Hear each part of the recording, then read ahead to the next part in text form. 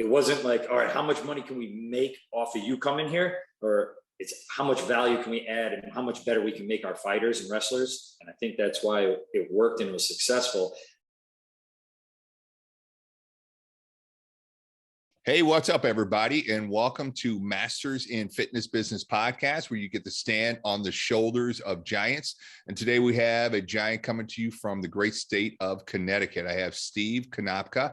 He runs Strength and Honor Training there in Connecticut. And this is a show, I mean, when I started this podcast, it was for trainers who are, and it still is, for trainers who are thinking about or already made the leap into owning their own studio and doing their own thing.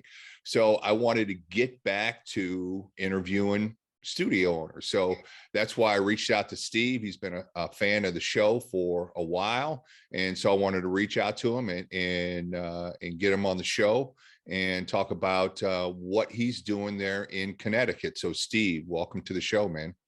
How you doing, Jim? Thanks for having me, man. I'm excited. Yeah, good. I'm glad we could hook up and make it work, man, because I know you do Strength and Honor training there, and you do mostly youth training, sports performance training, and you have some high-end groups, but then you also have your Young Guns group, you got your Legends group, and then you got a group of moms. So you're slowly growing. So I want to talk about like where you started and how you got to where you are now. So go ahead. So let's talk about that. I know you started in football. You started in sports, right? So right. you had a career in the NFL and then the Arena League, and you had everything planned out. You had this plan in mind. Then all of a sudden, you got a giant punch in the face, and you had to change on the fly. You want to tell the listeners a little bit about that? Yeah, it was more like a mule kick to the face, but yeah, I had a brief stint in the NFL with the Giants for a little less than a year. Didn't make it happen. It was a great experience. Trying to fight back in, played in the Arena Football League from 2000 to 2008. Great time to play in that league. It was very, very good, very fortunate timing for me, but I was always planning to be in the fitness or the athletic business. I went to school for athletic training, exercise science. So I knew from the get-go, I always wanted to be involved with training athletes, health and fitness, all that. And so I was structuring as an athlete, you got to know the career is coming to an end, right? And I was structuring it, saving, putting money aside, because this is what I wanted to do. And my last contract, I re-signed and was going to go. We actually moved home from Vegas. We moved back to Connecticut, my wife and I signed with the Philadelphia Soul, and basically set up our home base in Simsbury, Connecticut. And I found a great spot. Got a lease done for the gym, and big mistake I ended up doing. I purchased the best of the best equipment, most of it new. And I got the gym set up, man. And it was, let me tell you, we could have done some damage in there. But so while that was set that year, I was going to use it as my off-season training place, bring some friends, and then slowly, gradually, organically grow, get the name back and get athletes in there. But 3 days before I was leaving for training camp, I got in a hit and run car accident. And that put a damper on things. Yeah, what happened? What were your injuries? I sprained my knee, I cracked 2 vertebrae, and I sprained my neck pretty bad as well. Is that where you cracked a vertebrae in your neck? No, I cracked my lower back. Oh, shoot. Okay. Yeah. Yeah. So, at the time, that was a while ago. So I was right around 31, 32, 31, 30. And, that's old for a football player, pro football player. So I played 8 years in there, and I was still at the top of my game, just because just fortunate. And, I took care of my body from the get-go. So once I got to receive those injuries, it was in my head, I was like, I'm coming back from this. I've had injuries, I've had this and that. I can take care of this. Right. And it was just between the injuries and my age, I just could not get back to where I needed to be. And it was very unfortunate. And contract wasn't guaranteed. Health insurance, you have to be on the team to get health insurance. So I was in a real bad place, financially and physically, and it was a tough spot. So did you have to have all those medical bills on your own? You had to pay them yourself? Yes, man. Yes, Yeah. I was. It was rough. It was. Yeah, I'm fortunate. Obviously in a real league, you didn't make millions, but I was very smart with what money I did make. So I had a nice rainy day fund, and problem is that rainy day funds only last so long, and yeah, I ended up losing the gym, and little by little, begrudgingly, just realized, listen, there's no way I'm going to be able to start training people. I could, I'm worried about walking right and just being upright, and so I had to give up the gym and the equipment, and there was that mule kick to the face right there when you got a hammer strength jammer still in shrink wrap, and they're telling you it's 30 cents on the dollar, and I'm like, oh my god, and it's. At first you try to fight it and but then it's like the longer you wait, the less it is. And it was like, it was a bad situation, to say the least. Yeah. So where'd you go from there?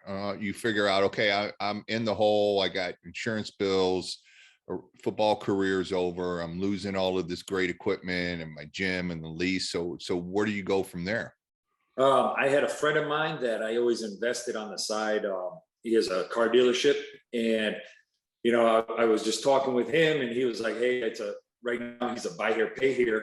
Thinking about making the move to financing, getting financing deals, get banks in here. He's like, if you want to run with it, I'd love to have you. You know what I mean? We already had the familiarity, we had the trust, we've known each other, and at the time, even though that's not even remotely something I was interested in or even fits my personality, you had to do what you got to do, family, mortgage, all that stuff. So I went down there and got the ball rolling and dove into that.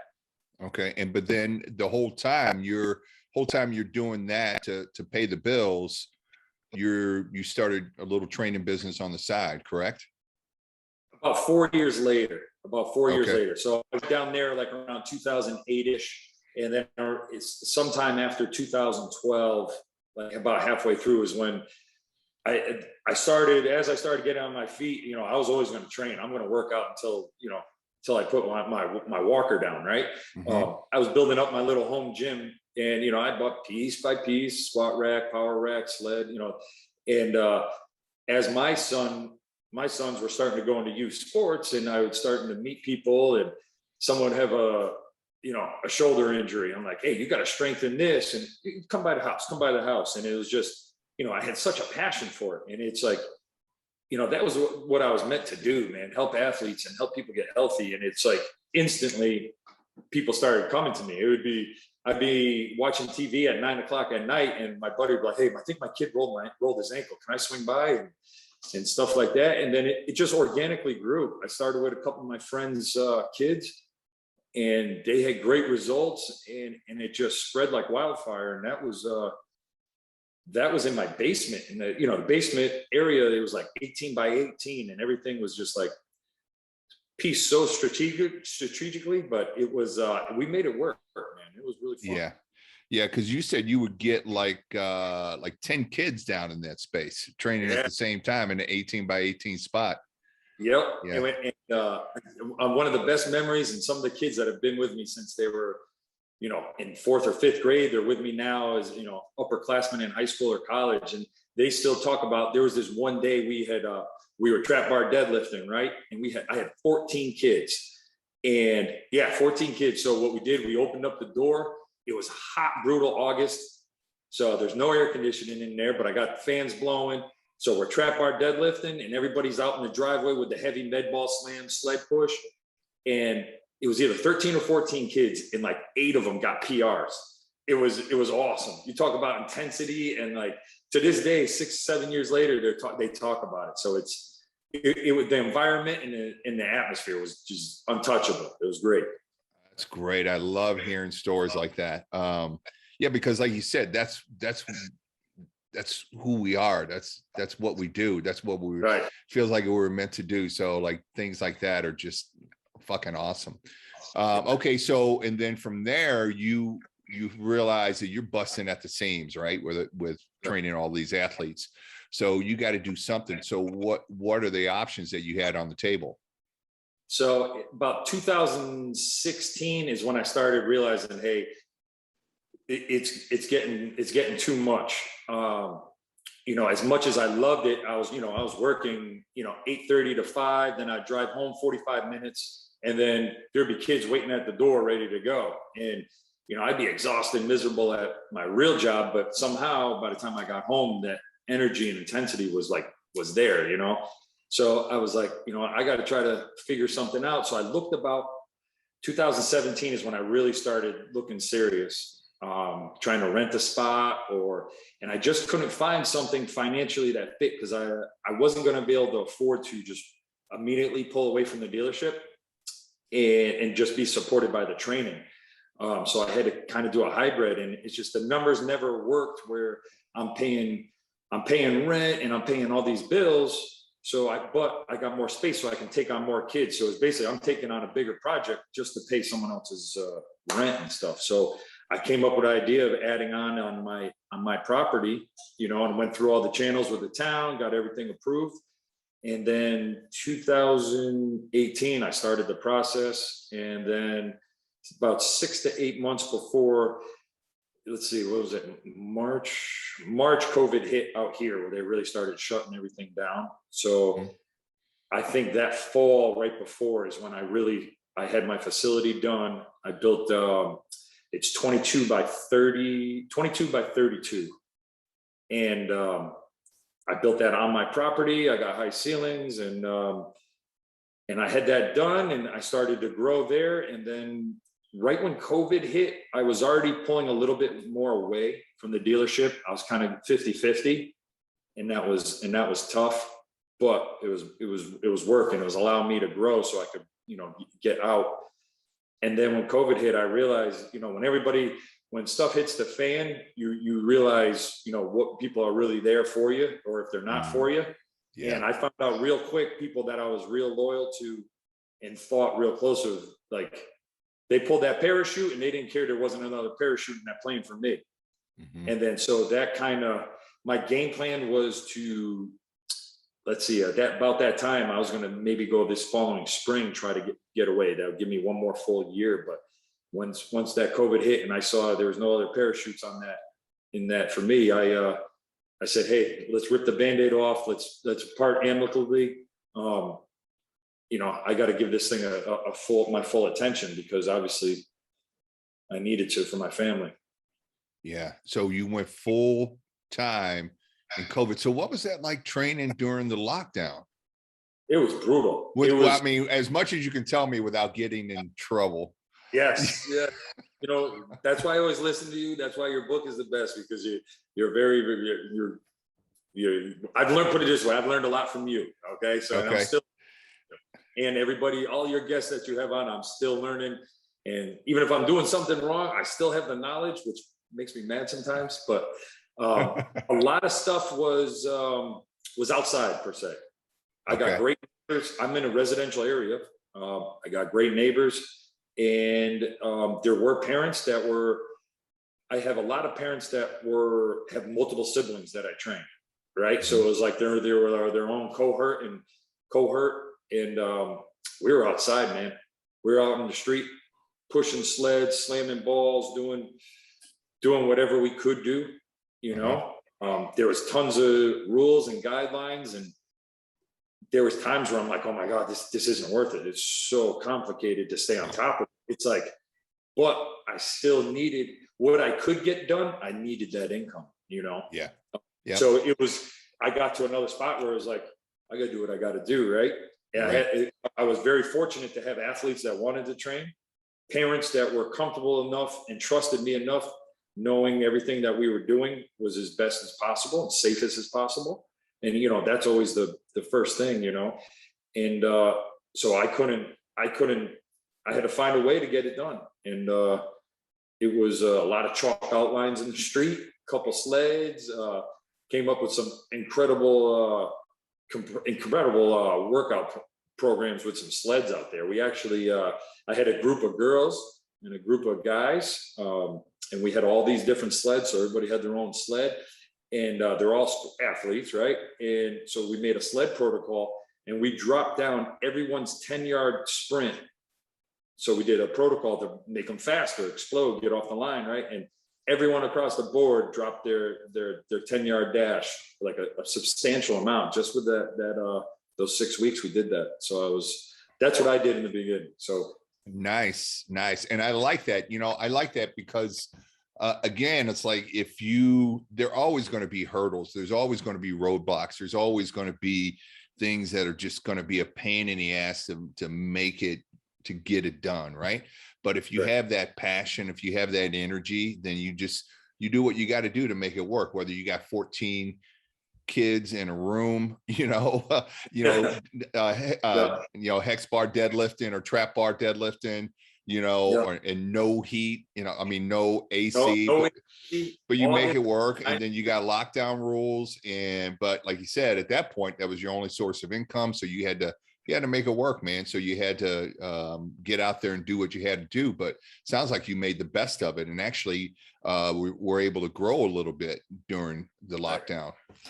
Right. I really was. And then as in May 20th, actually here in Connecticut is when things really lightened up, and we were able to pretty close get back to normal. We were still training in the studio with masks though for a while. That just got lifted a little while ago.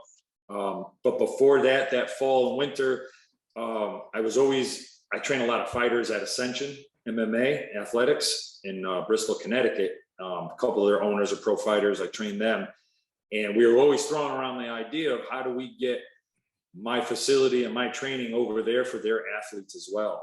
They're really good gym owners that it wasn't like, all right, how much money can we make off of you coming here? Or it's how much value can we add and how much better we can make our fighters and wrestlers. And I think that's why it worked and it was successful. So I mimicked my studio here last November of 2020.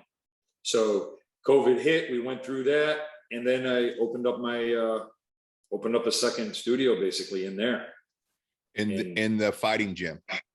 Correct. Yeah, there was a good space. It's actually just about the same size. It was open space that they just used for like a lounge and parents to sit and stuff. And, we came up with this idea, and they're like, well, dude, we're like closed. We're shut down. We have, we were still doing wrestling, but the wrestling was in taped out lines. No one could touch each other, but people were coming because they wanted that physical activity, and they knew there was the value to it still.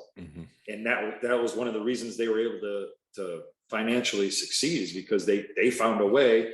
And then, so why we were down, sorry about that. Am I back on there? Sorry about that. Yep. We got you. All right. So why that happened, we started building, and the hardest thing of that project was probably getting the equipment back in November. Yeah, during COVID, you couldn't get a dumbbell, much less a piece of equipment. Yeah. So rogue racks and lat pull downs, and I was able to scoop up some used hammer strength stuff that I like. I had 2 dumbbell rack sets at my studio out here in Simsbury. I bought they were used, actually. Both sets were used, and I got a whole second set, and I didn't even need it. It was just someone was getting rid of it they were like, I just need someone to come get this out of here. And I was like, you know what? And my wife was kicking me because there was no room to put her car in the garage, because that's where all this extra equipment I was at. She's like, when are you going to use this? And I'm like, listen, I'm telling you, someday. And you know what? the first week when I finally billed people for our COVID, safe workout, I was like, now you know why. And she was like, that's a 1 in a million shot. But it was and then a lot of that stuff I was able to use over at Ascension as well. So that helped speed up the gathering of equipment. Yeah. And I know because I train jiu-jitsu. And the main school that I went to, Kyle Watson, who's a great guy, and I've had him on the show, he was closed, but I know there were other places that were closed where I may or may not have trained during the Right. shutdown. So Yeah. I know how some of those gyms work. So I know there were probably people that were not training there during the shutdown, but like you said, you got to do what you got to do. And then, so you were able to grow out to Ascension after the lockdown was lifted. And then you also jumped into the adult market. You want to tell the listeners how that worked? Yeah. That's just something that grew organically as well. A couple of the dads of the kids I trained, they're just like, you got to get me in shape. They needed accountability. They wanted an environment that trained closer to an athlete. I always say, pro athletes, in my opinion, have the best physiques in the world, right? They're functional, they're strong, they're usually aesthetically pleasing. And most of the dads that I trained and the moms a lot of them were former college athletes, high school athletes. So once I took them through, a very, a regressed version of what the younger athletes, they were like hooked. They're like, this is fun. I'm not just sitting on a machine. I'm not sitting on, and it just grew, and they started getting great results. And it's, we fixed them. Basically, I attack them, fixing muscle imbalances and strengthening that posterior chain, just like you would do with an athlete, right? Now, all of a sudden, the dad that would shovel the driveway or snow blow the driveway couldn't walk for 3 days. Now he's out there shoveling and no problem. And like that was like the first thing the dads were telling me. It was like, it wasn't so much like, hey, I look great or this and that. It's like, dude, my back doesn't hurt. My shoulder doesn't hurt. I can sleep on my left side in bed. And it was like, from there it grew, and it was, and now it's pretty good. They get after it. They love it. They love competing. Sometimes we do like a father son or young lion, old lion competitions, like on the ski ergs and stuff like that. And it's good because they're we're old. I'm 44 years old. It's like you still got that competitive fire, right? And they just started feeling better, and then that competitiveness, they really enjoyed the format and the type of training, and that grew. And then I got into some of the moms because, they go home, they tell, oh, the gym is great. Well, why? Well, we did this and we did that. And I used chains and I used bands. And, well, you didn't bench press? No, I didn't touch the bench press in a month, but I feel great and I'm strong. And so then some of the moms came in, and the first mom that came in she's a very competitive paddle tennis and regular tennis adult player. And she's a former D1 soccer player. So she competes with everybody, but she tore her Achilles. And she was my first mom because she came and she was like, listen, I don't want to lose everything while I'm in this boot, and I don't know how to train, and I don't know how to do this. So we started working with her, and then it was great because once she got the boot off, she was ahead of schedule by months, just from all the different training we were doing, as well as her own PT, obviously. And then, so the moms started coming to that as well. And it was a niche I really didn't really anticipate taking on, but during the school year, financially, it's I lose a bunch of kids to college. I lose some kids just to after school, and it was a way to fill the day. And when the season starts, you kind of lose them. Yeah. Right. So I just organically grew into the adults, and it's pretty much all of them. I have children that are training with me. So that's how it wasn't from like advertising or Facebook or even Instagram, anything like that. It was just them getting comfortable with me, knowing the system, seeing how I take care of their kids properly, how they train properly, and then saying, hey, I think I need this as well. Yeah, that's awesome. So now you have a total of 43 youth athletes and 18 adults. So that's quite a bit. That's 60, what is that? 62 people that you're training out of the facility in your house. Is that including the Ascension, the MMA fighting gym? That's not including what I do over there. Nice. That's great, man.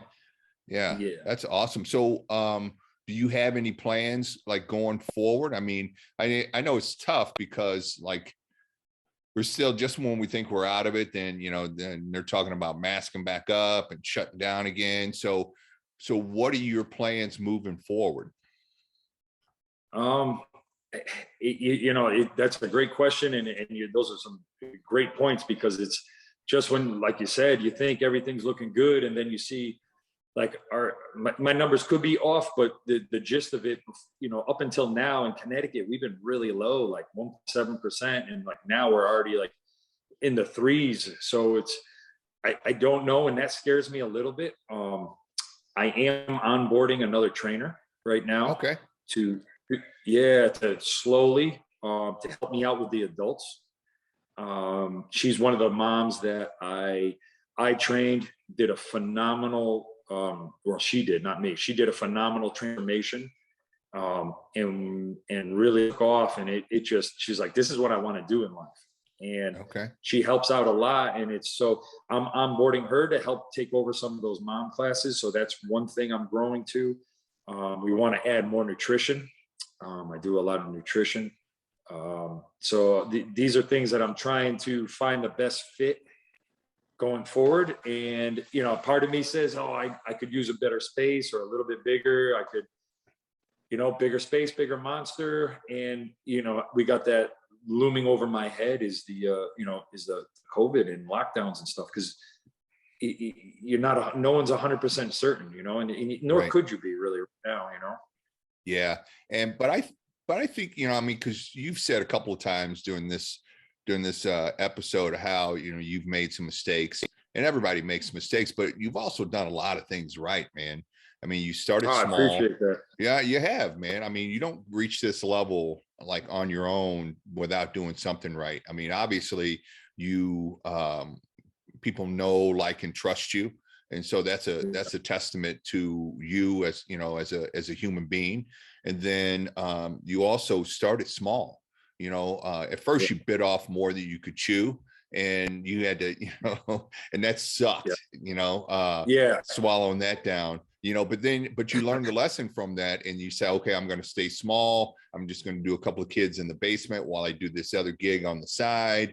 And then as that grew, then you started to make that separation. Then you got an opportunity where you got a clean break, and you're like, okay, let's go full bore in it. And then you started to grow that. You added the MMA gym, you added adults. And I love the name, the Legends group that you gave the dads. I'm sure they love that too, because it's like, it's so much like join our Legends group sounds so much more appealing than join our dad bod group. Yeah. They're going to sign up for that. Yeah. And the moms are our goddess crew 1, goddess crew 2. Oh, nice. I like that. A little marketing in with those names. But you can, but you continue to grow. Now you're onboarding a trainer that's already drinking the Kool-Aid, so to speak. So it should be easy to kind of get her on board and bring her up to speed and grow there. So I mean, you as my friend Billy Hofacker says, you grew at the rate of cash, man.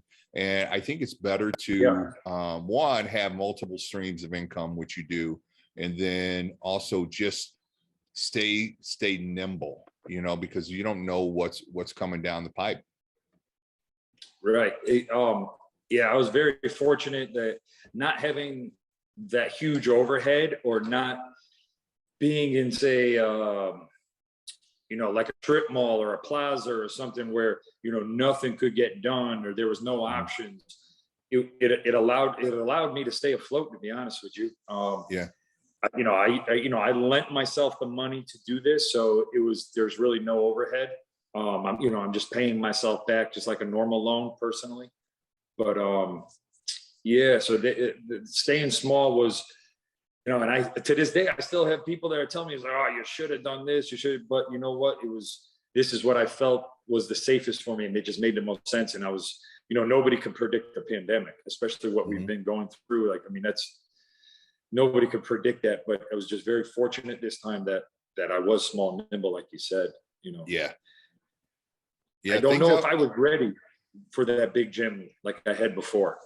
Yeah. My buddy Frank Nash talks about that. He said, like, if you start out with like a 10,000 square foot space and all the bells and whistles with no experience of running a facility or being an owner or running a business, you may drown. It's too deep a water to start out in, versus, opening like 1,000 or 1,500 square foot, something like that, and then learning how to run that. And then as you grow, because I think a lot of people do that where they, I think a lot of trainers anyway spend a lot of money on equipment and they don't spend any on marketing or anything like that. Any of that, those things the set of skills that you need to run a business successfully. So I think you did it right by starting out small, for sure. Yeah. Well, after I took that mule kick to the face, yes. Yeah. But knowing what I know now, I just like you said, and Nash said, I don't know if I was set up to succeed. And it was like everybody thinks, oh, I'm a good trainer, it's going to be perfect, but there's just so much else other than that I think I wasn't ready for, and I didn't even know I wasn't ready for. Right. So maybe taking it on that chin and losing all that, no matter how hard it was, might have been more successful for me in the long run, to be honest with you. As hard as it was to deal with and go back, now that I think about it, it was like, and I'm learning every day. I learned something. I try to learn something, business-wise, training-wise, nutrition-wise for the clients. But I learned a lot of things that years later that you would have done that wrong too. You would have done that wrong too. You would have done that wrong too. And when I would have sunk a lot of money into it, and that would have been my passion and dream. So I might have chased that good money with a lot of, bad money with a lot of good money. Yeah, you're absolutely right. Yeah, it happens. It happens a lot because you're invested at that point. You're invested in, making it work. So you're going to do whatever you got to do. Yeah. And a lot of people wind up either burning out or getting in a tremendous amount of debt and going under, especially if they had done it prior to the lockdown, taking on that debt. Yeah. So I always like to end with 3 questions, and I'm sure you're familiar with them, but I feel like we've already answered the first question. Like, so what was your most successful failure? And I think it was that accident, for sure. Either, you know what, I think you're right. I definitely don't think I was ready to do what I thought I was ready to do. The good intention was there, the passion was there.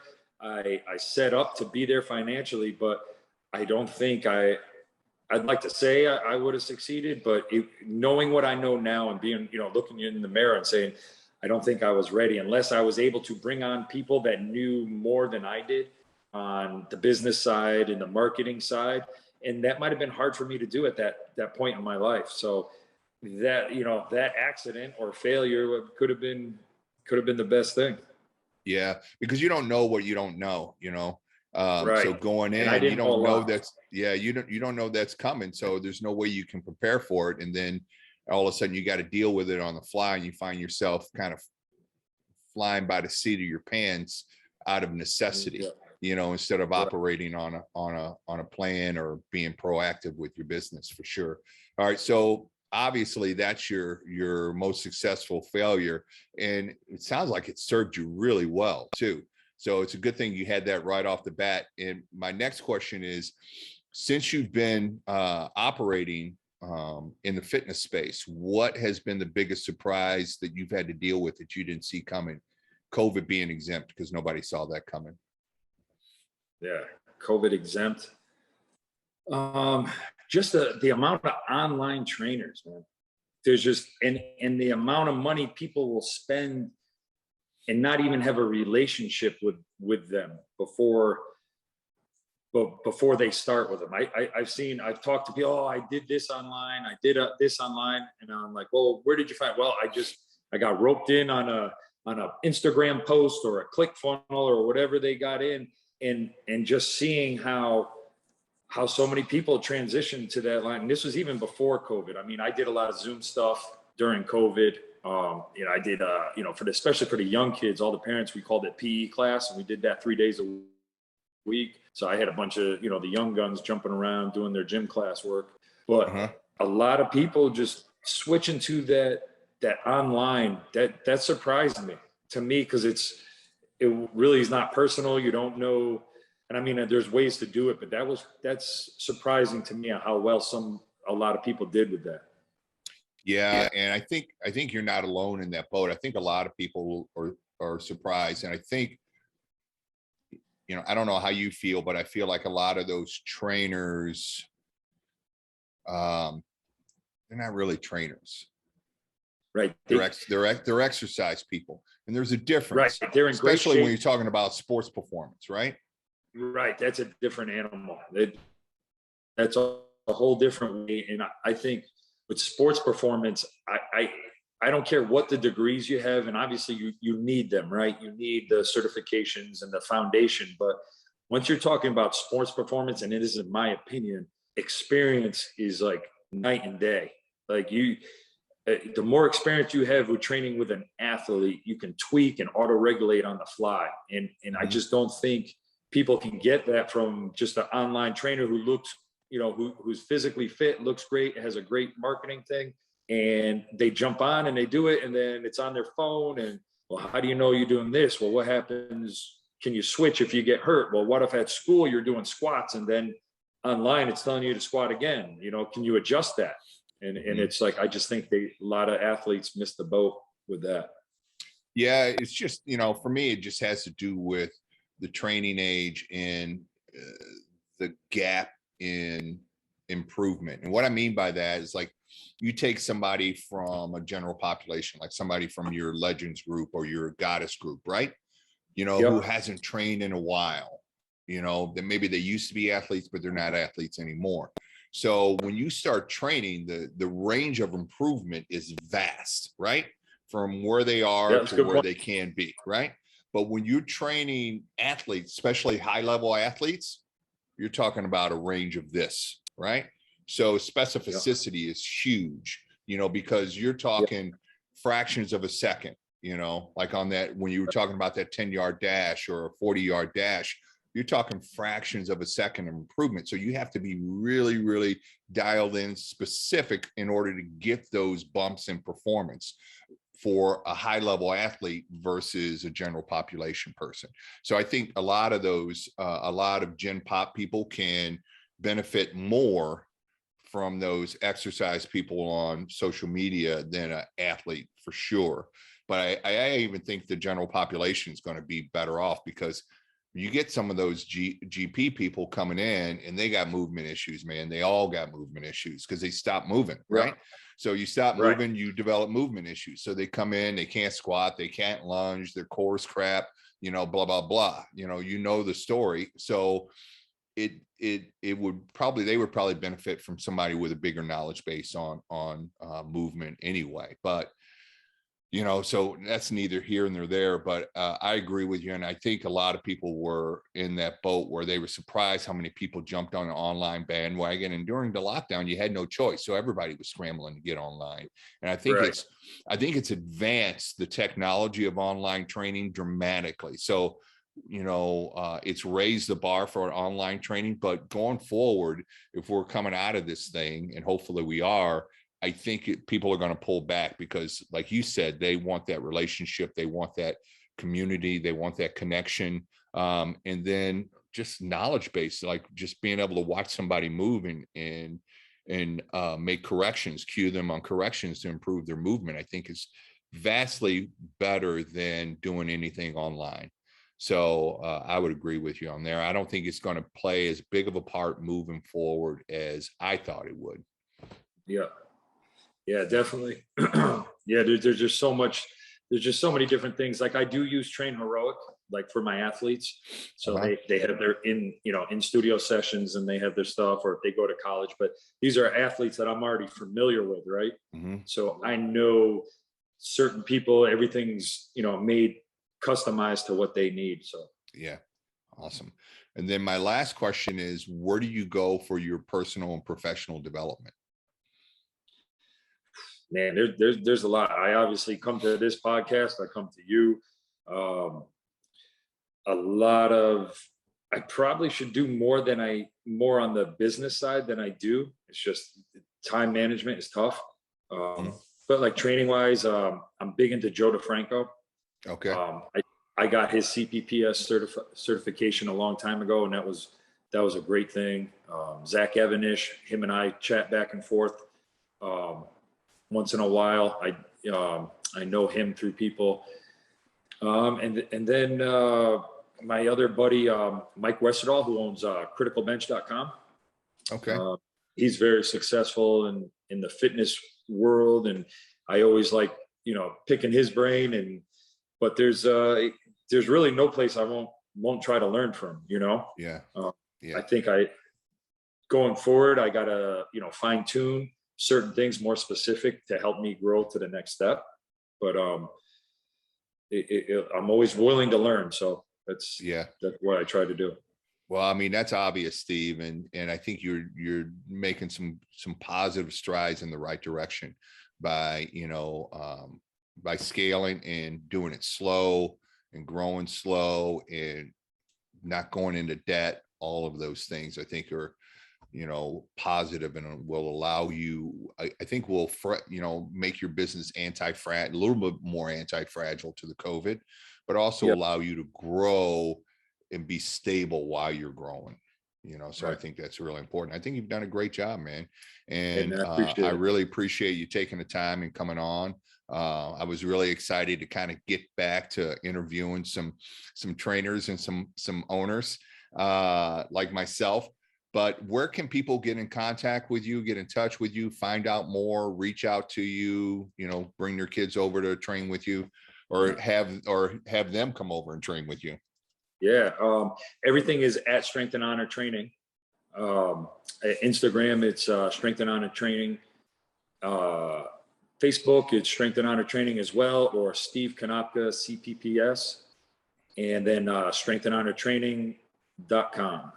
Okay. And all those links will be in the show notes. Just go to trainerjim.net, click on this episode of the podcast, and all the links to contact Steve will be right there. So Steve, again, thanks a lot, man. I really appreciate it.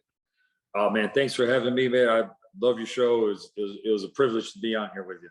Yeah, no, you were a fan early on. I noticed you. So I really, really appreciate it. Because you know how it is, man. It's like you're grinding, you're doing your thing. And like some days you're like, fuck, is this worth it? Right. And then you hear from that parent or that kid or, from you and like, oh man, I did this today and I wouldn't have been able to do it without you, man. I really appreciate you, what you're doing. Keep going on. And you're like, okay, that's, the universe is telling me I'm on the right path. So absolutely. I'm going to keep plugging on. And it's the same is true with me. Like, when I heard from you and I was like, oh man, okay, yeah, good. I'm doing the right thing. It's reassuring. I'm going to keep going. So I really appreciate it, man. Awesome, man. Thanks again, man. All right. Well, have a good rest of your day and I'll talk to you soon. Take care, Jim. All right. Bye. And Steve, what I'll do is right before this comes out, I'll send you everything with it. I'll send you the links, the copy, the artwork, so that you can push it out through your network as well and promote it. And if you have any high resolution pictures that I can use for the artwork, and you can send those to me. Otherwise, I'll just hijack them off your Facebook page or something. Okay. All right. Okay. All right, man. I appreciate it. Awesome, man. Have a good rest of your day. You too, man. Take care. All right. Bye.